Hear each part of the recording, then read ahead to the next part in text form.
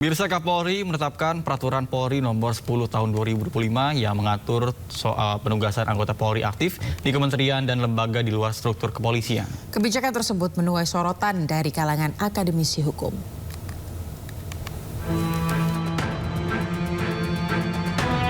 Dikutip dari inews.id, Kapolri Jenderal Listio Sigit Prabowo resmi menetapkan Peraturan Polri Nomor 10 Tahun 2025 tentang penugasan anggota Polri aktif di luar struktur organisasi Polri. Peraturan ini membuka peluang bagi anggota Polri aktif untuk menempati posisi di 17 kementerian dan lembaga negara di luar struktur Polri, sekaligus mengatur bahwa anggota Polri yang ditugaskan ke posisi sipil harus melepaskan jabatan di internal kepolisian sebelum menduduki jabatan baru. Menanggapi Perpol ini, Guru Besar Fakultas Hukum Indonesia, Mahfud MD berpendapat peraturan tersebut bertentangan dengan dua undang-undang lain. Perkap nomor 10 tahun 2025 itu bertentangan dengan dua undang-undang, yaitu pertama Undang-Undang nomor 2 tahun 2002 tentang Kepolisian Republik Indonesia, di mana di dalam pasal 28 ayat 3 disebutkan bahwa yang anggota Polri yang mau masuk ke jabatan sipil itu hanya boleh apabila minta berhenti atau pensiun dari dinas Polri. Nah, ketentuan terbatas ini sudah dikuatkan oleh putusan Mahkamah Konstitusi nomor 114 tahun 2025. Perkap tersebut juga bertentangan dengan Undang nomor 20 tahun 2003 tentang ASN, terutama pasal 19 ayat 3 yang menyebut bahwa jabatan-jabatan sipil di tingkat pusat boleh diduduki oleh anggota TNI dan anggota Polri sesuai dengan yang diatur di dalam Undang-Undang TNI dan Undang-Undang Polri. Sebelumnya pada 14 November 2025, Mahkamah Konstitusi melalui putusan nomor 114/PUU 22/2025 menegaskan anggota Polri yang menduduki jabatan di luar kepolisian atau sipil harus mengundurkan diri atau pensiun dari kedinasan kepolisian. Tim Liputan iNews melaporkan. Pemirsa, berikut 17 kementerian dan lembaga yang bisa dijabat anggota Polri aktif sesuai dengan Peraturan Polri Nomor 10 Tahun 2025 tentang anggota Polri yang melaksanakan tugas di luar struktur organisasi Polri.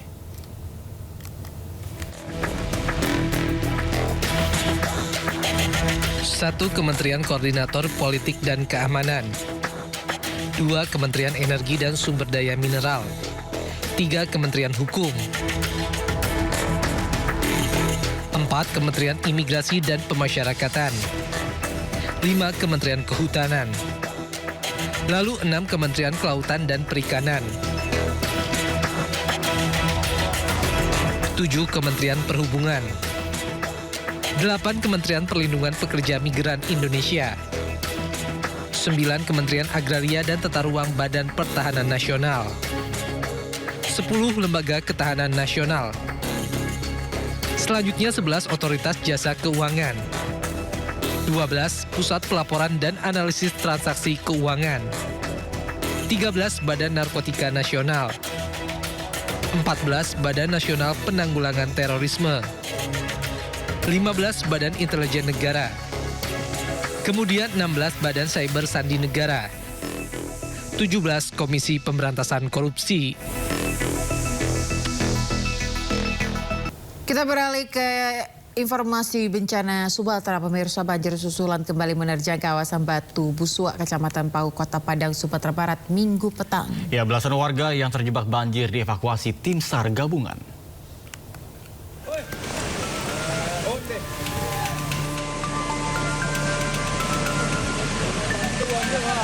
Inilah detik-detik banjir kembali menerjang kawasan Batu Busuak, Kecamatan Pau, Kota Padang, Sumatera Barat.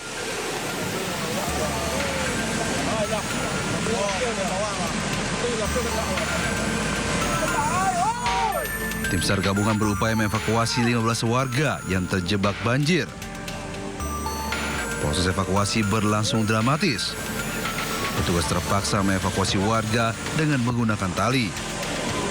Warga yang terjebak merupakan warga yang sebelumnya tidak mengungsi karena rumah mereka masih bisa dihuni.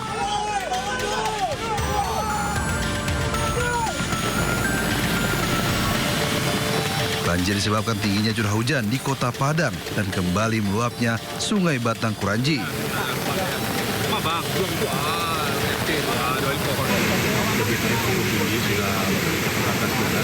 Dan kita lagi melakukan evakuasi untuk keluarkan warga yang tergurung di dalam.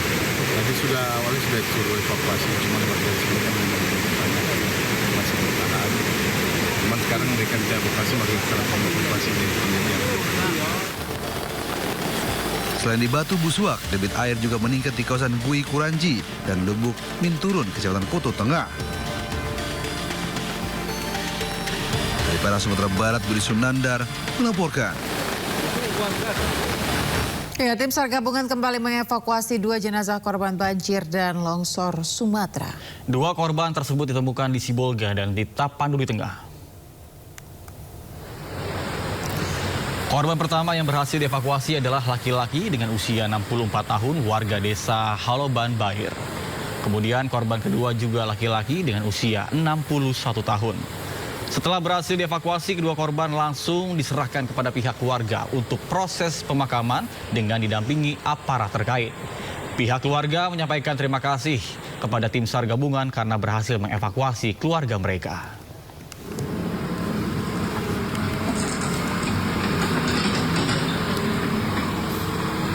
Ya, pemirsa, upaya pencarian korban longsor di Tapanuli Tengah kembali membuahkan hasil. Setelah menyusuri medan yang sulit dan juga titik rawan longsor, tim gabungan menemukan 1 korban dalam kondisi meninggal dunia. Hamparan lumpur dan tanah yang labil memaksa tim SAR bekerja ekstra hati-hati.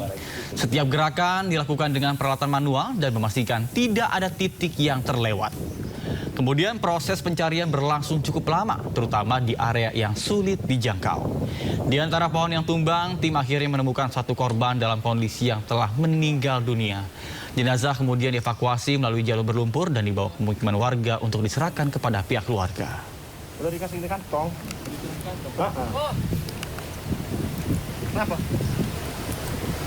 Pemirsa, ribuan warga korban bencana berjalan puluhan kilo dari Bener Perialok, Sumawe, Aceh menuju Aceh Tengah. Mereka berjalan kaki demi mendapatkan bahan makanan dan juga bahan bakar minyak. Selama 16 hari terisolasi, warga korban bencana di Bener Meriah berjalan kaki puluhan kilometer demi mendapatkan sembako dan bahan bakar minyak. Kondisi dan situasi yang semakin sulit dikarenakan akses yang terputus ditambah dengan jalur komunikasi yang lumpuh total membuat warga sulit mendapatkan bantuan. Bahkan tidak hanya medan perjalanan penuh lumpur, namun juga jalan berbukit dan juga bebatuan besar.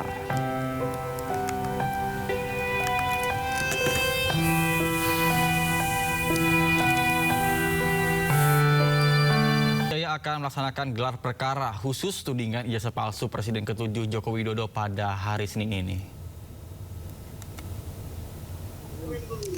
Kubu Roy Suryo sebagai pemohon gelar perkara khusus ingin memastikan apakah ijazah Jokowi sudah disita atau belum oleh penyidik. Kuasa hukum Roy Suryo CS Abdul Ghafur Sangaji menyampaikan jika kliennya ingin mendapatkan kepastian terkait ijazah pembanding yang digunakan sebagai dasar dilakukannya laboratorium forensik. Gelar perkara khusus sendiri dilakukan berdasarkan permintaan tersangka kasus fitnah ijazah palsu Jokowi Roy Suryo CS. Rencananya gelar perkara akan dihadiri sejumlah pihak internal maupun eksternal, diantaranya Irwasum, Propam, Kompolnas, dan Ombudsman. Gelar perkara khusus besok itu diagendakan akan dilakukan dalam 2 tahap, ya. Gelar perkara khusus di Polda Metro Jaya untuk tahap pertama itu di jam 10.00. Tersangkanya ada 5, yaitu klaster pertama. Kemudian untuk jam 14.00 itu untuk klaster 2 dengan tersangka yang kita sebut RRT, yaitu Mas Roy, Bang Rismon, dan Dr. Piva. Kami ingin mendapatkan kepastian daripada penyidik Polda Metro Jaya apakah ijazah Pak Joko Widodo itu sudah disita atau belum. Ya. Hal yang kedua yaitu menyangkut dokumen pembanding, ya, atau kita sebut ijazah pembanding yang digunakan sebagai dasar dilakukannya laboratorium forensik, ya. Karena kan hasilnya adalah identik berdasarkan keterangan yang sudah disampaikan oleh penyidik Polda Metro Jaya. Nah, kami ingin mendapatkan kepastian juga apakah ijazah pembanding yang dijadikan sebagai dokumen pembanding itu ijazahnya siapa, kemudian apakah disita secara sah juga, apakah ada berita acara keabsahan dari Universitas Gadjah Mada atau tidak.